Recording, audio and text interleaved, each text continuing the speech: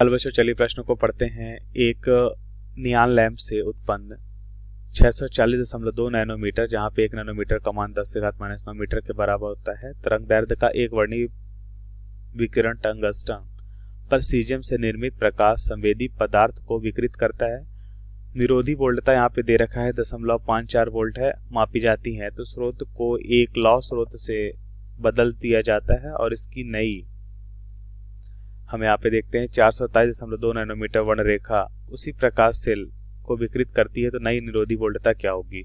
तो इस प्रश्न को समझने के लिए सबसे पहले मुख्य आधार पे तो यहाँ पे लिखते हैं मुख्य अवधारणा। मुख्य अवधारणा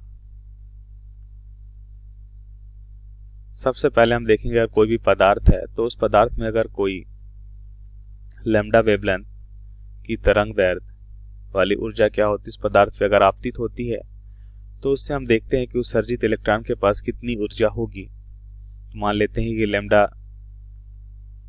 तरंग दैर्ध्य की ऊर्जा इस पे आपतित होती है, इसकी ऊर्जा कितना है मान लेते हैं E, और इसको लिखते हैं hc/, लैम्डा से।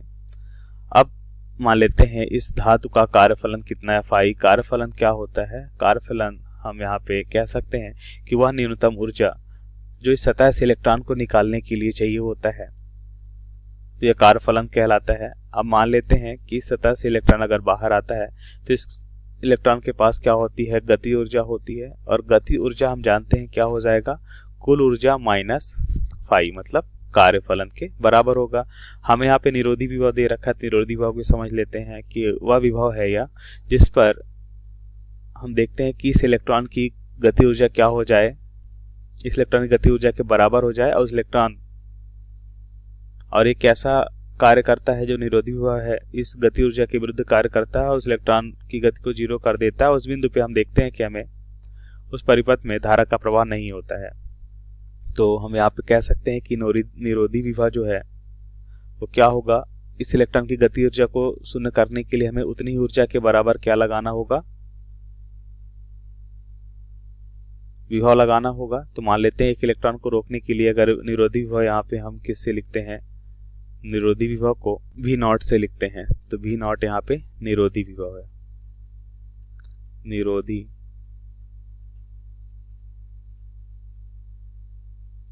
विभव। अब प्रश्नानुसार उत्तर को समझते हैं।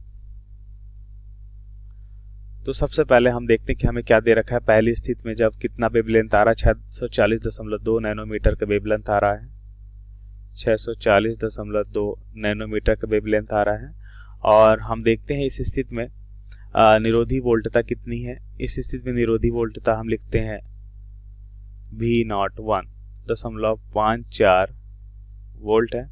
तो हम देखेंगे कि जैसा कि मुख्य अवधारणा में हमने देखा कि निरोधी विभव बराबर हम लिख सकते हैं hc/λ1 माइनस फाई नॉट, और यह किसके बराबर हो जाएगा? ये हो जाएगा हमारा, तो यहाँ पे हम देखते हैं कि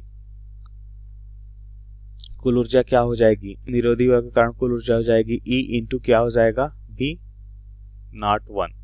अब ध्यान से देखिए, तो हमें मालूम है hc को, अगर हम h एक नियतांक है, c भी एक नियतांक है, c प्रकाश का वेग है, h प्लांक नियतांक है, इसको हल करने पे हमें मान याद होना चाहिए 1240 क्या होता है? इलेक्ट्रॉन वोल्ट नैनोमीटर इसका मात्रक होता है। तो अब यहाँ पे ध्यान से देखिए, इसे हम मान लेते हैं समीकरण 1। अब दूसरी स्थिति में पदार्थ सेम है, तो पदार्थ सेम है तो हम जानते हैं कि निरोधी यहाँ पे कार्यफलन का मान सेम रहेगा या समान रहेगा। तो यहाँ पे हम लिखते हैं कि दूसरी स्थिति में पदार्थ अगर सेम है ना, तो फाई का जो मान है वो समान रहेगा। अब दूसरी स्थिति में हमें तरंग दैर्ध्य कितना दे रखा है? 427.2। कितना दे रखा है? 427.2 दे रखा है हमें। और इस स्थिति में हम देखते हैं ये नैनोमीटर में दे रखा है। हमें क्या निकालना है? निरोधी विभव का मान निकालना है। तो अब इसके लिए भी हम समीकरण देखें तो हम क्या लिख सकते हैं? E V02 बराबर क्या हो जाएगा?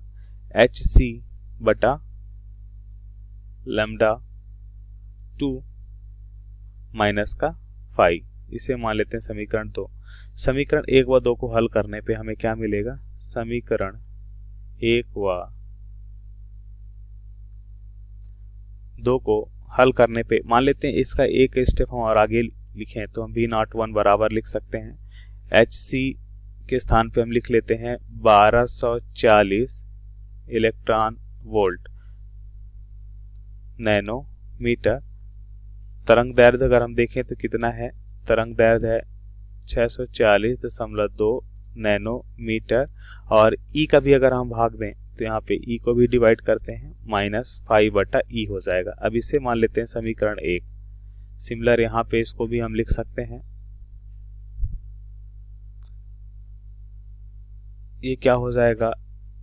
इसको हम लिखते हैं V02 बराबर हो जाएगा, ये भी हो जाएगा 1240 इलेक्ट्रॉन वोल्ट नैनोमीटर बटा क्या हो जाएगा? E इंटू कितना दे रखा है? 427.2 नैनोमीटर माइनस कितना हो जाएगा? 5/E। इसे मान लेते हैं समीकरण 2। अब ध्यान से देखिए तो हम यहाँ पे कह सकते हैं कि इलेक्ट्रॉन से एक इलेक्ट्रॉन ये कैंसिल हो गया और नैनोमीटर से नैनोमीटर ये कैंसिल हो गया। सिमिलर यहाँ पे भी। अब हम इसे हल करने के लिए हम क्या देखेंगे? हम देखेंगे कि 5/E का मान लेते हैं इस समीकरण 2 से अगर हम रखें तो हमें क्या मिलेगा? हम यहाँ पे लिखते हैं समीकरण 1 व 2 को हल करने पर हमें क्या मिलता है? हमें यहाँ पे निरोधी विभव का मान दे रखा है 0.54 है। 0.54 बराबर हमें क्या दे रखा है? 1240/640.2 1240/640.2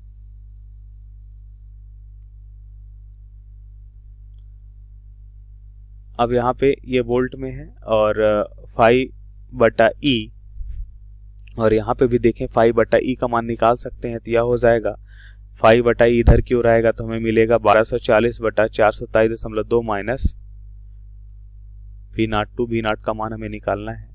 ये हो जाएगा -5/E का मान समीकरण 2 से रखते हैं तो यह हो जाएगा 1240/427 कितना है? 427 यहाँ पे है 2 और क्या हो जाएगा? Minus minus. अब देखिए यहाँ पे ये वाली वैल्यू इक्वेशन के दूसरे साइड या बराबर के दूसरे साइड आने पे हम देखते हैं क्या हो जाता है। बराबर के दूसरे साइड आने पे ये हो जाएगा निगेटिव और माइनस से यहाँ पे गुणा होगा तो क्या हो जाएगा? धनात्मक हो जाएगा। धनात्मक हो जाएगा और इसे हम लिख सकते हैं V02। अब यहाँ से V02 का मान निकाल सकते हैं। इसको हल करने पे हमें कितना मान मिलता है? यहाँ पे हम लिख सकते हैं 0.54 बराबर 1240 में अगर हम यहाँ पे किसका भाग देते हैं 640.2 का तो हमें कितना मान मिलता है? इसका मान लगभग 1.94 मिलेगा और इसका मान लगभग कितना मिल रहा है हमें? 2.9 प्लस का V02। इसको हल करने पे हमें क्या मान मिलता है? 1.5 वोल्ट। तो निरोधी विभव कितना हो जाएगा? 1.5 वोल्ट हो जाएगा। तो ये हमारे प्रश्न का सही उत्तर है। आशा करते हैं आपको समझ आया होगा। धन्यवाद।